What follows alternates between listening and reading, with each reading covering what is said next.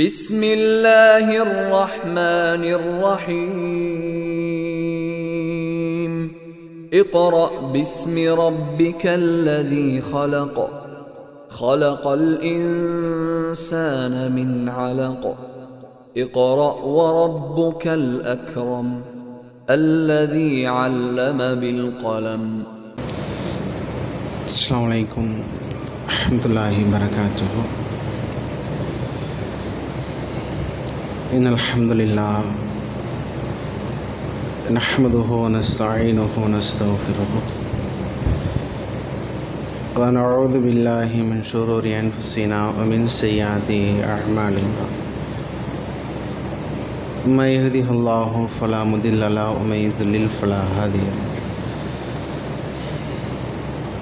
وأشهد أن لا إله إلا الله وحده لا شريك له وأشهد أن محمدا عبده ورسوله ما بعد. فقال نبينا صلى الله عليه وسلم فإن أصدق الحديث كتاب الله وأحسن الهدي هدي محمد صلى الله عليه وسلم وشر الأمور محدثاتها وكل محدثة بدعة وكل بدعة ضلالة وضلالة في النار. அன்பிற்குரிய சகோதர சகோதரிகளே, அல்லாஹுடைய அன்பும் அருளும் இந்த உலகத்திற்கு ஏகத்துவத்தை எடுத்துரைப்பதற்காக வந்த மக்களெல்லாம் முரண்பட்டு வாழ்ந்து கொண்டிருந்த காலங்களில் உண்மையை அடக்கிய வேதத்தை கொண்டு மக்களுக்கு மத்தியில் தீர்ப்பு வழங்க வந்த, இன்னும் இந்த உலகத்திற்கு அருள்கொடையாக வந்த அன்னலம் பெருமானா நபிகள் நாயகம் ஸல்லல்லாஹு அலைஹி வஸல்லம் அவர்கள் மீதும் அவர்களுடைய குடும்பத்தார்கள் மீதும் அவர்களுடைய சொல் செயல் அங்கீகாரத்தை தங்களால் இயன்ற அளவு தங்களுடைய வாழ்க்கையில் பின்பற்றி கொண்டிருக்கிற அத்துணை நல்ல மனிதர்கள் மீதும், குறிப்பாக நாம் சந்திக்கிற சிரமங்களையும் கஷ்டங்களையும் கவலைகளையும் எதிர்பார்ப்புகளையும் தேவைகளையும் இறைவனுக்கு முன்னால் எடுத்து வைக்க வேண்டும். அதிலிருந்து அவனிடம் அன்பையும் அருளையும் உதவியையும் எதிர்பார்த்தவர்களாக இங்கு அமர்ந்திருக்கிற நம் அவர்கள் மீது அல்லாஹுடைய அன்பும் அருளும் என்றென்றும் நின்று நிலவட்டுமா. பெருமதிப்பிற்கும் மரியாதைக்கும் உரிய எல்லாம் வல்ல அல்லாஹுவின் நல்லடியார்களே, இறைவன் இந்த பூமியை படைத்து பூமியிலே ஏராளமான உயிரினங்களையும் படைத்து ஒவ்வொரு உயிரினங்களுக்கும் ஒரு குறிப்பிட்ட கால கெடுவை நிர்ணயம் செய்து அந்த கால கெடுவுக்குள்ளாக தன்னுடைய வாழ்க்கையை வாழ்ந்து கொள்ள வேண்டும் என்ற அடிப்படையான விதியை ஏற்படுத்தியிருக்கார். மனித சமுதாயமாக இருந்தாலும் அல்லது வேறு வேறு இனங்களாக இருந்தாலும், மற்ற உயிரினங்களாக பறவைகளாக விலங்குகளாக இப்படி எந்த உயிரினமாக இருந்தாலும் அதற்கென்று ஒரு ஆண்டு காலத்தை நிர்ணயம் செய்து அந்த ஆண்டு காலத்திற்குள்ளாக தன்னுடைய வாழ்க்கையை வாழ்ந்து கொள்ள வேண்டும் என்ற அடிப்படையான நியதியையும் ஏற்படுத்தியிருக்கிறார். அந்த ஆண்டு காலம் எல்லோருக்கும் ஒரே மாதிரியாக இருக்கிறதா? மனிதனுடைய வாழ்க்கை நாம் எடுத்து பார்த்தால் சில ஆண்டு காலம் இன்பமாகவும் சில ஆண்டு காலம் துன்பமாகவும், சில ஆண்டு காலம் ஆரோக்கியமாகவும் சில ஆண்டு காலம் ஆரோக்கியம் இல்லாதவர்களாகவும், சில ஆண்டு காலம் நோயோடும் சில ஆண்டு காலம் நோய் இல்லாதவர்களாக, சில ஆண்டு காலம் தன்னிறைவாக சில ஆண்டு காலம் தன்னிறைவு அற்றவர்களாக நம்முடைய வாழ்க்கையை நாம் வாழ்ந்து கொண்டிருக்கோம். இறைவனும் அப்படியாகத்தான் மனிதனுடைய வாழ்வை அமைத்திருக்கிறான் என்பதை அடிப்படையான ஒன்றாக நாம் விளங்கிக் கொள்ள வேண்டும். இந்த நேரத்தில் நாம் உள்ளத்தில் ஆழ பதிய வைத்துக் கொள்ள வேண்டிய ஆக சிறந்த செய்திகளில் நம்முடைய சிந்தனையும் உள்ளமும் தடம் மாறாமல் இருப்பதற்கு மிகப்பெரிய வழிவகை செய்யும் என்பதை நாம் விளங்கிக் கொள்ள வேண்டும். எப்பொழுது இறைவன் தனக்கு கொடுத்திருக்கிற அருட்கொடைகளை அல்லது தனக்கு கொடுத்திருக்கிற வாய்ப்பை, பாக்கியத்தை நாம் நமக்குள்ளாக சிந்தித்து பார்த்தால்தான் ஏனைய மற்றைய நபர்களுக்கு இறைவன் கொடுத்திருக்கிற அருட்கொடையோ செல்வமோ சோதனையோ அது குறித்து எனது உள்ளம் பெரிதாக எடுத்துக்கொள்ளாது என்பதை நாம் விளங்கிக் கொள்ள வேண்டும். அதைத்தான் திருமறை குர்ஆன் சொல்லுகிறது. வாசாக்கும் மின் குல்லி சஅல்துமுஹு, நபியே நீங்கள் சொல்லுங்கள், அவர்கள் கேட்காததை நான் தான் கொடுத்திருக்கேன். நாம் கேட்பதை மாத்திரம் நாம் அனுபவிக்கல. இறைவன் நாம் எதையெல்லாம் கேட்கவில்லையோ அதையும் இறைவன் கொடுத்ததாக இறைவன் தன் திருமறையிலே சொல்கிறான். நாம கையை தூக்கினதுமே, இறைவா எனக்கு நல்ல வாழ்க்கையை கொடு, குடும்பத்தில் நிம்மதியை கொடு, பொருளாதாரத்தை கொடு, தன்னிறைவை கொடு, இம்மையிலும் அருமையில் வெற்றி, இதுதான் பிரதானமா இதா இருக்கும். என்றைக்காவது நல்ல தண்ணீரை கொடு என்று கேட்டிருப்போமா? நல்ல காற்றைத்தா என்று கேட்டிருப்போமா? எனக்கான வசதி வாய்ப்புகளை இன்னும் மிகைப்படுத்தித்தா என்று கேட்டிருப்போமா? எனது உடல் உறுப்புகளை சீராக்கி நாம் கேட்டிருப்போமா? நம்முடைய பிரார்த்தனைகளை இதுவெல்லாம் இணைந்திருக்கிறதா? ஆனாலும் இறைவன் சொல்லுகிறான், வாசாக்கும் மின் குல்லி சஅல்துமுஹு, நான் நபியே நீங்கள் சொல்லுங்கள், அவர்கள் கேட்காததையும் நான் தான் கொடுத்திருக்கேன். நீ என்கிட்ட கேட்டதை மாத்திரம் தரல, நீ எதையெல்லாம் கேட்காமல் இருந்தாயோ, எதையெல்லாம் விட்டு விட்டாயோ அனைத்தையும் உமக்கு நாம் தந்திருக்கிறோம் என்று திருமறை குர்ஆன் சொல்கிறது. ஒருவேளை நான் உமக்கு தந்ததை நீ ஒரு வரையறைக்குள்ளாக கொண்டு வர நினைத்தால், இறைவன் எனக்கு இதுவெல்லாம் கொடுத்திருக்கிறான் என்று நீங்கள் ஒரு அட்டவணைக்குள்ளாக வரிசைப்படுத்த நினைத்தால், நீங்கள் என்னுடைய அருட்கொடைகளை என்ன நினைத்தால், ஒரு எண்ணிக்கைக்குள்ளாக கொண்டு வர நினைத்தால், லா துஸூஹா, அதனை உங்களால் எண்ணவே முடியாது என்ற திருமறை குர்ஆன் திரும்ப திரும்ப சொல்லுகிறது. ஒட்டுமொத்த மாந்தர்களுக்கும் சொல்லுகிறது, நபியே உமக்கும் சேர்த்து தான் சொல்லுகிறோம். நான் உனக்கு தந்த அருட்கொடைகளை நீங்கள் என்ன நினைத்தால் நீங்கள் எண்ணி பாருங்க, ஒரு எண்ணிக்கைக்குள்ள நீங்க கொண்டு வாங்க என்று திருமறை குர்ஆன் சொல்லுகிறது. ஏனென்றால் நம்முடைய உள்ளத்தில் ஆழமாக ஒரு சிந்தனையை நாம் விதைத்து வைத்திருக்கிறோம். குறுகிய காலத்தில் நம்முடைய வாழ்க்கை மிகப்பெரிய பிரம்மாண்டமாக மாற வேண்டும் என்ற சிந்தனை. சொற்ப காலம் தான் தேவை. ஒரு வியாபாரத்தில் காலம் வைக்கிறோமா, சொற்ப காலம் வேண்டும்.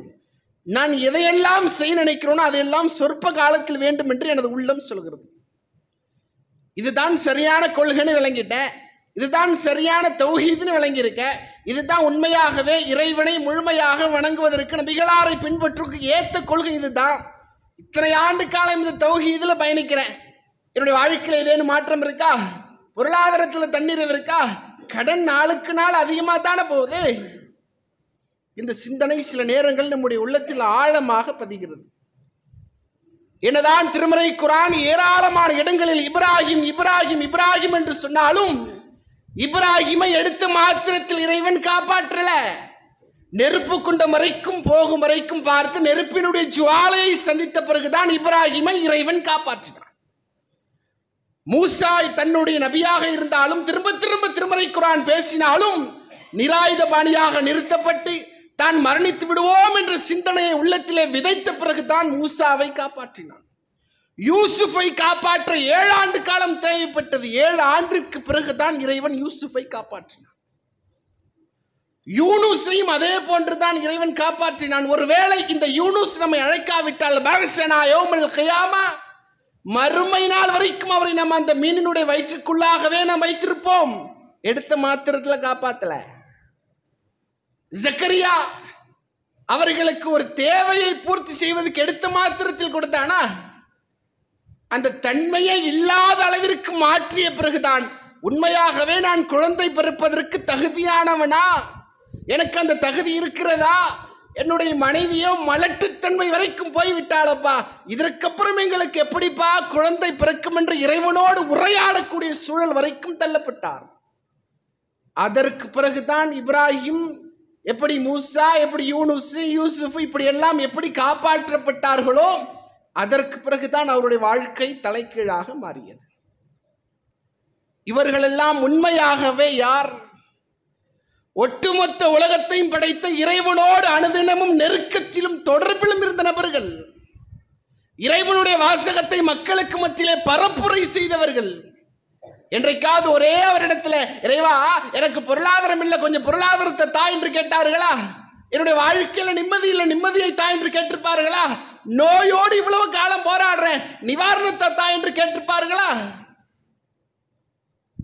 உண்மையாகவே தௌஹீதை வாழ்ந்தார்கள், உண்மையாகவே தௌஹீதின்படி வாழ்க்கையை நடத்தினார்கள். இவர்கள் தான் உண்மையாகவே தௌஹீதின்படி வாழ்ந்தார்கள். என்னிடத்தில் இது போன்ற தௌஹீத் இருக்கிறதா? நான் விரைந்து ஒன்றொன்றையும் எதிர்பார்ப்பதற்கு, அவசரப்படுவதற்கு, நான் எல்லாவற்றையும் முனைந்து செய்வதற்கு இது போன்ற தௌஹீத் என்னிடம் இருக்கிறதா? ஆனாலும் உள்ளம் சொல்லுது, அல்லாஹ் கருணையாளன் தானே, அல்லாஹ் இரக்கமுடையவன் தானே. நான் என்ன தர்காவுக்கு போனேனா, தரீக்காவுக்கு போனேனா, தட்டு தகடு தாயத்து இப்படி ஏதாவது ஷிர்க் வச்சனா? இந்த ஒரு சிந்தனை உள்ளத்தில் ஆழ பதிந்ததனுடைய விளைவு தான் அல்லாஹ் எப்படியாவது சொர்க்கத்தை கொடுத்துட மாட்டானா? நான் என்ன நரகத்துக்கு போகக்கூடிய ஆளா? நான் நரகத்தை விலைக்கு வாங்கிய ஆளா என்ற சிந்தனை திருமறையில் ஏராளமான இடத்தில் சொல்லப்பட்டிருந்தாலும் அதைத்தான் மனிதன் ஆழமாக நம்பிக்கை கொள்கிறான். உண்மையாகவே இறைவன் அன்பாளன், அருளாளன், மாற்று கருத்தல்ல. திருமறை நெடுகிலும் அதைத்தான் இறைவன் திரும்ப திரும்ப பேசுகிறான். ஆனாலும் இறைவனுக்கு மறுமுகம் இருக்கிறது, அதையும் நாம் விளங்கிக் கொள்ள வேண்டும்.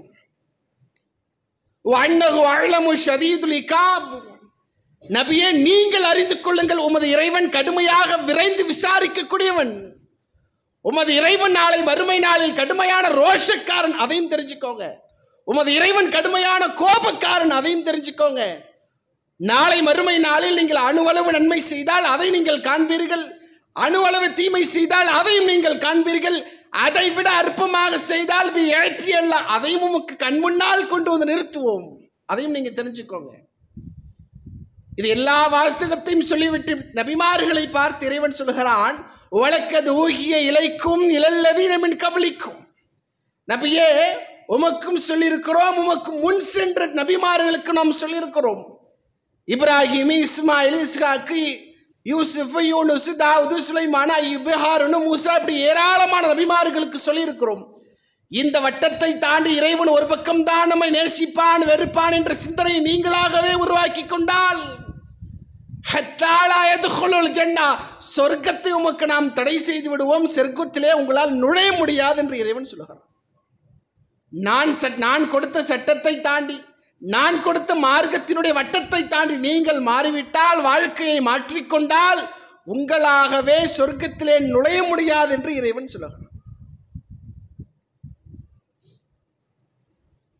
உண்மையாகவே நாளை நான் மரணத்திற்கு பின்னால் என்னுடைய கபர் வாழ்க்கை லேசாக வேண்டும் என்றால் என்னிடம் தௌஹீது வேண்டும், மாற்று கருத்து அல்ல.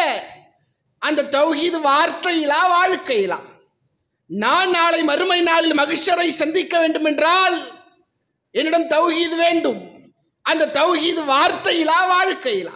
நான் இறைவனுக்கு முன்னால் நிறுத்தப்பட வேண்டும் என்றால், இறைவனோடு நான் உரையாட வேண்டும் என்றால் உண்மையாகவே நான் தௌஹீத் என்ற வார்த்தை என்னிடம் இருக்க வேண்டுமா, அல்லது தௌஹீதினுடைய வாழ்க்கை என்னிடம் இருக்க வேண்டுமா?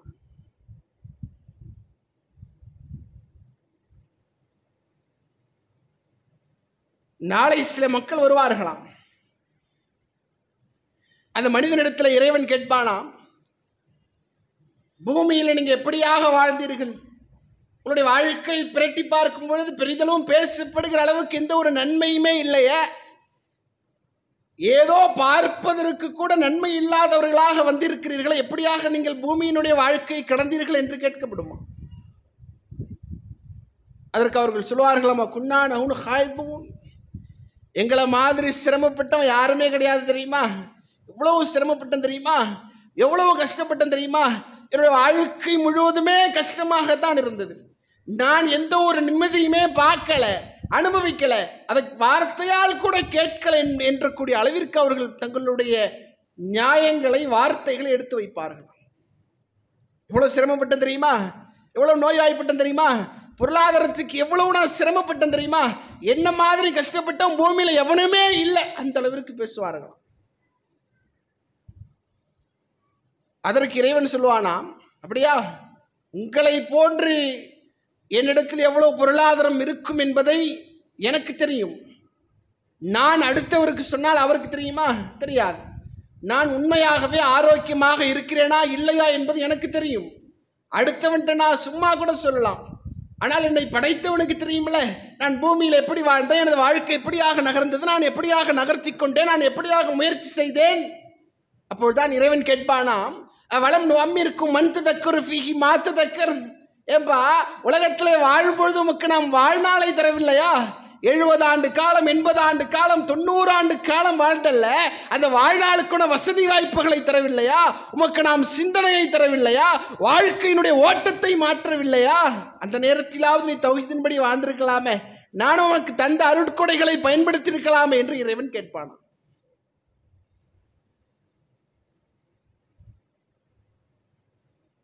எழுபது ஆண்டு காலம், 80 ஆண்டு காலம், 90 ஆண்டு காலம், இது வெறும் ஆண்டு காலம் அல்ல.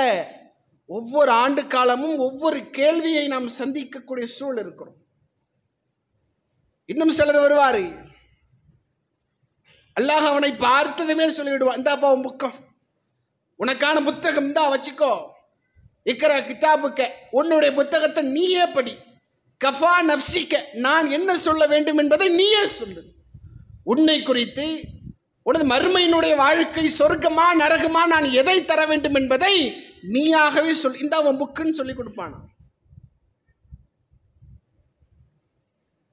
இவர்கள் எல்லாம் மமதையை உள்ளத்திலே விதைத்தவர்கள். இறைவன் கருணையாளன் தானே, இறைவன் இரக்கமுடையவன் தானே, இறைவன் எப்படியாவது கொண்டு போய் சொர்க்கத்தில் போட்டுற மாட்டானா? எப்படியாவது கொண்டு போய் சொர்க்கத்தில் நுழைச்சிட மாட்டானா? எப்படியாவது போயிட மாட்டானா? எப்படியாவது போகக்கூடிய அளவுக்கு என்னுடைய வாழ்க்கை இருக்கா, என்னுடைய வார்த்தை இருக்கா, என்னுடைய செயல்பாடு இருக்கா, உண்மையாகவே என்னுடைய வாழ்க்கை தௌஹீதின்பால் ஒன்றிணைந்திருக்கிறதா என்பது எனக்கு தான் தெரியும்.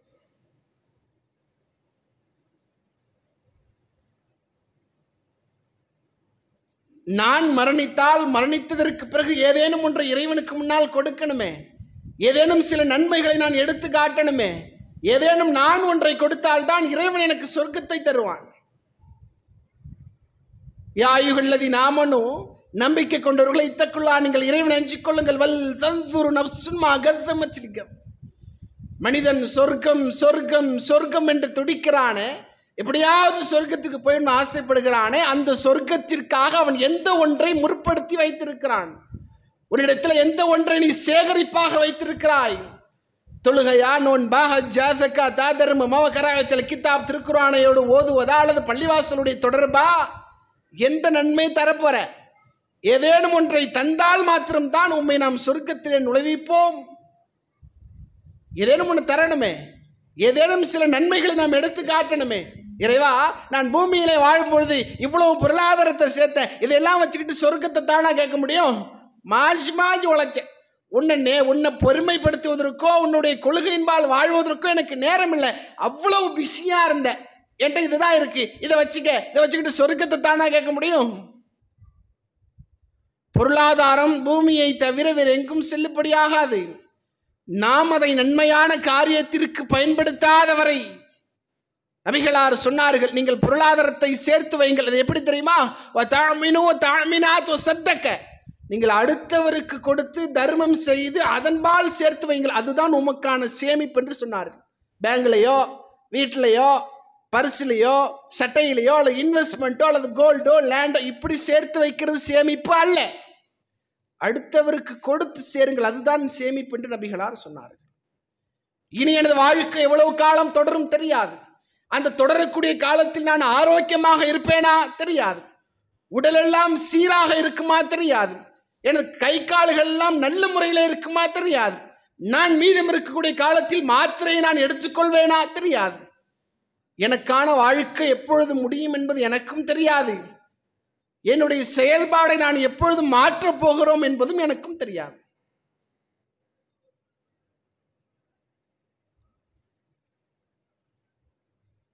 ஒரே ஒரு வாய்ப்பு தான்.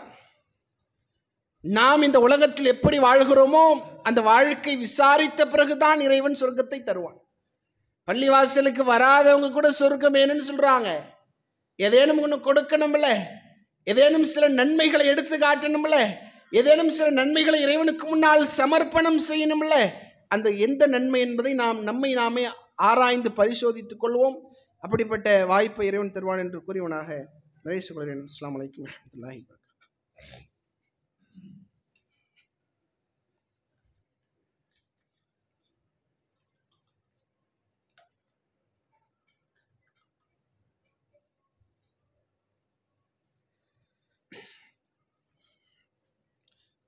அல்ஹம்துலில்லாஹி ரப்பில் ஆலமீன்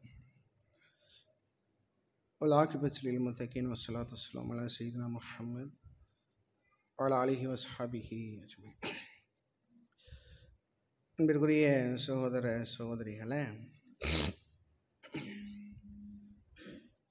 இறைவன் தருகிற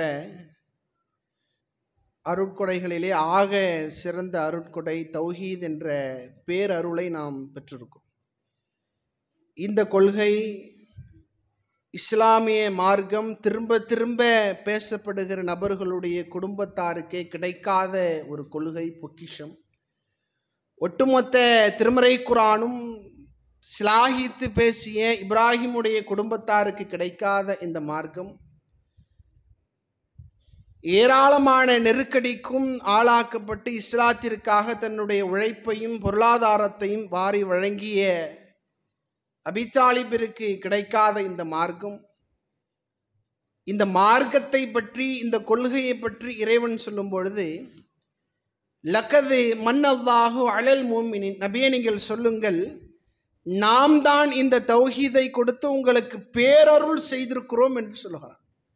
ஒரு மனிதனுக்கு இறைவன் தருகிற செல்வத்தை விட, பொருளாதாரத்தை விட, ஆரோக்கியத்தை விட, நகையை விட, இடத்தை விட ஆக சிறந்த அருட்கொடை இந்த கொள்கை என்று திருமறை குர்ஆன் சொல்லுகிறது. அதனால் தான் நபிகளார் தன்னுடைய வாழ்ந்த மக்களை, கொள்கையை பெரிதாக எடுத்துக்கொண்டார். செல்வத்தை நேசிக்கல, பொருளாதாரத்தை நேசிக்கல, ஊர் மக்களை நேசிக்கல, அவர்கள் வாழ்ந்த இடத்தை நேசிக்கல, கொள்கையை அவர்கள் உயர்ந்ததாக எண்ணிக்கொண்டார். ஒரு தடவை அம்ர் பின் ஜம்முஹ் என்ற ஒரு நபி தோழர், இவர் யார் என்றால் இயற்கையாகவே கால் ஊனமாக படைக்கப்பட்ட ஒரு நபித்தோழர். பூமியில சாதாரணமாக நடக்க முடியாத ஒரு நபித்தோழராக இருக்கிறார்.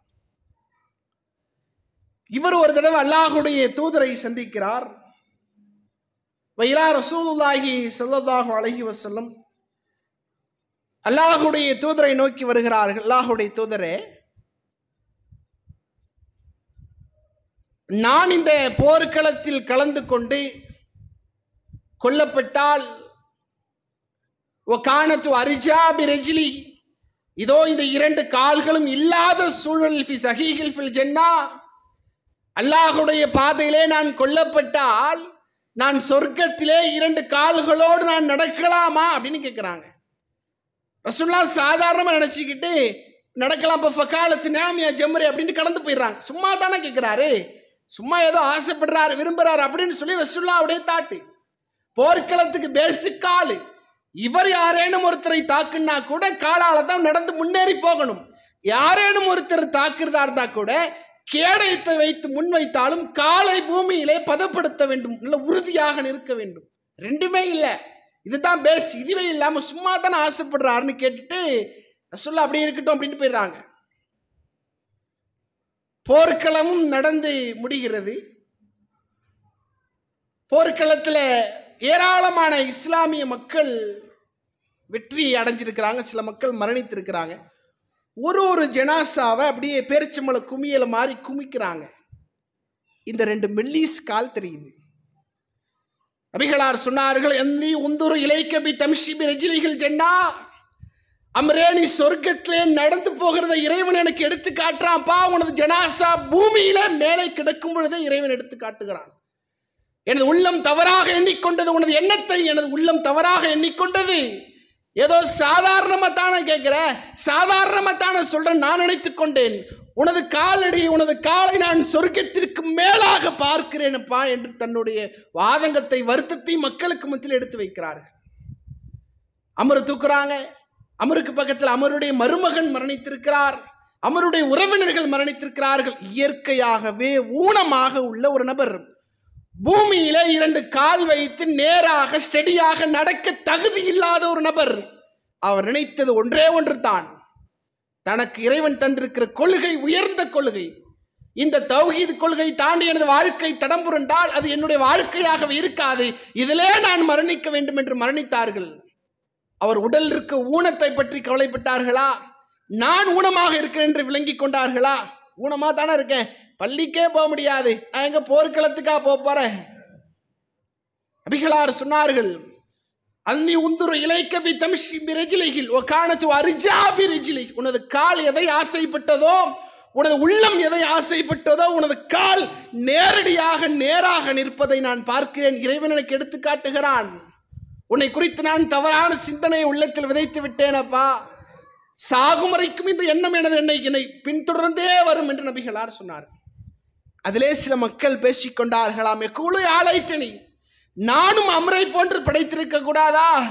நானும் அடக்கம் செய்வதற்கு முன்னதாகவே சொர்க்கத்தில் நான் நடந்திருக்கலாமே. அமரை போன்று நான் ஊனமாக படைத்திருக்க கூடாதா? அமரை போன்று எனக்கு வாழ்க்கை கிடைத்திருக்க கூடாதா? அமரை போன்று எனக்கு கால்கள் இல்லாமல் இருந்திருக்க கூடாதா என்று சில மக்கள் எண்ணிக்கொண்டார்களாம்.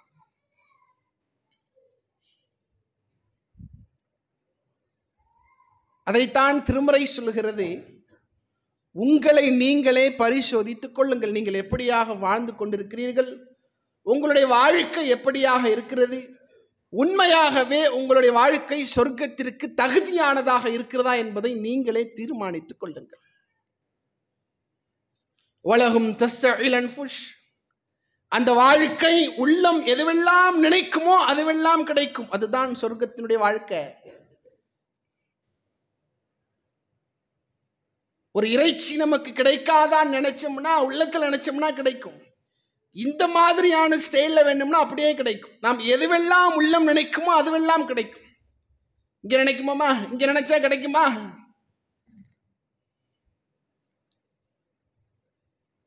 உண்மையாகவே யார் ஊனம் என்பதை நாமவே ஆராய்ந்து கொள்வோம். அமரோடு ஒப்பிடும் பொழுது யார் ஊனம்? அமரா நானா? அமருடைய செயலா என்னுடைய செயலா? அமருடைய கொள்கையா என்னுடைய கொள்கையா? அமருடைய தியாகமா என்னுடைய தியாகமா? அமருடைய பொருளாதாரமா என்னுடைய பொருளாதாரமா என்பது இரண்டையும் ஆராய்ந்து பாருங்கள். என்னால் சரிவர பள்ளிக்கு வர முடிகிறதா? என்னால் சரிவர பள்ளியோடு தொடர்பு வைக்க முடிகிறதா? போன வாரம் பார்த்திருப்போம், பாயிண்ட் டு பாயிண்ட் மாதிரி தான் வருவாரு. அது 1 மணிக்காவது வந்துடுறாரா? இங்கு காரியங்களை இரண்டாக நாம் பிரித்து வைத்திருக்கிறோம். என்னுடைய காரியம்னா அது வேற, இறைவனுடைய காரியம்னா அது வேற. 1 மணிக்கு பாஸ்போர்ட் என்கொயரின்னு போடுறோம். இல்லை 1 மணிக்கெல்லாம் வரமாட்டார் பாய், 1:45 தான் வருவாருன்னா 1:45 போனால் என்ன செய்வான்? சப்ளை அரைஞ்சு வெளியே போகணுக்கு டைம் முடிஞ்சிடுச்சுன்றான். 1 மணிங்கிறது இங்கிருந்து 11 மணிக்கே கிளம்பிடுவார். போகிற நேரத்தில் டிராஃபிக்காக இருந்தால் வண்டி பஞ்சராக போயிடுச்சுன்னா என்ன செய்யறது தெரியாது, சீக்கிரம் என்னன்னு கிளம்பிடுவார். இங்கே வருவார், பின்னாடி 2,000 காற்று ஓடிக்கிட்டு இருக்கும், அப்போ தான் உள்ளேயே வருவார். உண்மையாகவே ஜும்மாவை தாமதப்படுத்துவதற்கு சில நேரம் இருக்கிறது, சில அனுமதி இருக்கிறது. நாம ஜும்மாவுக்கு வரோம், ஒரு வீடு எரிஞ்சுக்கிட்டு இருக்கு, அதை அணைக்க போயிட்டோம். அதனால் அல்லாஹ் சொல்லுகிறான், நீங்கள் ஜும்மாவை தொழுதற்குரிய நன்மை உங்களுக்கு கிடைச்சிடும். நீங்கள் ஜும்மாவை தாமதப்படுத்தியதற்கான பரிகாரம் குற்றமாக ஆகாது என்று இறைவன் சொல்லுகிறான். ஜும்மாவுக்கு வரோம், ஒரு ரோட்டில் ஒரு பெரிய மரம் ஒன்று கிடக்கு, அதை நீ எடுத்து போடுன்னு இஸ்லாம் சொல்லுது. அதனால் ஜும்மா தாமதமானாலும் பரவாயில்லை. ரோட்ல வந்துகிட்டு இருக்கோம், ஒருத்தர் அடிபட்டு கிடக்கிறாரு, ரத்தமெல்லாம் கடுமையா போயிட்டு இருக்கு, அவரை காப்பாத்துறங்கிறதுக்காக ஏதோ ஒரு ஆம்புலன்ஸ்ல ஏற்றி அவர் அவர் கூடயே போயிட்டோம், இது குற்றமாகாது. உண்மையாகவே இந்த செயலை தாண்டி நான் வேறு ஒரு செயலை என்னுடைய அலட்சியத்தால் சுயநலத்தால் இறைவன் தானே என்று நினைத்து நான் செய்தால் அது குற்றம். என்னால் என்ன பண்ண முடியும்? நான் மனிதன், என்னுடைய அதிகாரத்தில் இருக்கும் பொழுது நான் இதையெல்லாம் நான் செய்து கொண்டிருக்கிறேன். இறைவனுக்கு முன்னால் நான் நிறுத்தப்படுகிற பொழுது என்னால் என்ன செய்ய முடியும்? பேச முடியுமா? அதைத்தான் நபிகளார் சொன்னார்கள், நாளை மறுமை நாளில் நீங்கள் இறைவனுக்கு முன்னால் நிறுத்தப்படுகிற பொழுது உள்ளத்திலே இருக்கிற வார்த்தை வெளியே வருவதற்கு நீங்கள் பிரார்த்தனை செய்யுங்கள். சிலருக்கு வார்த்தை உள்ளத்தில் இருக்கும், பதில் இருக்கும். பூமியில தொழுதீங்களான்னு கேட்டா பதில் உள்ள இருக்கும், வெளியில வராது. நோன்பு வைத்தீர்களா என்று கேட்டால் பதில் இருக்கும், வெளில வராது. அதனால் தான் நபிகளார் சொன்னார்கள், உங்களுடைய வார்த்தை தடுமாறாமல் தடுமாற்றம் இல்லாமல் நீங்கள் உங்களுடைய இறைவனிடத்திலே பிரார்த்தனை கேளுங்கள். எனது வாழ்க்கை இப்படியாகத்தான், தனியாகத்தான் வந்தோம், தனியாகத்தான் மரணிப்போம், தனியாகத்தான் எழுப்பப்படுவோம், தனியாகத்தான் விசாரிக்கப்படுவோம். இங்கு நான் எனக்கு எதை நன்மையாக செய்கிறேனோ அதுதான் எனக்கு. வைன் அகசன்தும் கைரல்லதி அகசன்தும், நீங்கள் நன்மை செய்தால் அது உங்களுக்கு நீங்களே செய்து கொள்கிறீர்கள். நீங்கள் தீமை செய்தால் அதுவும் உங்களுக்கு நீங்களே செய்து கொண்டு திருமறை குர்ஆன் சொல்லுகிறது. வரக்கூடிய காலங்களை சரியாக பயன்படுத்திக் கொள்வோம். அப்படிப்பட்ட வாய்ப்பை இறைவன் தருவான் என்று கூறியவனாக நிறைவேற்றிக் கொள்கிறேன். அஸ்ஸலாமு அலைக்கும் வரஹ்மத்துல்லாஹி வபரகாத்துஹு.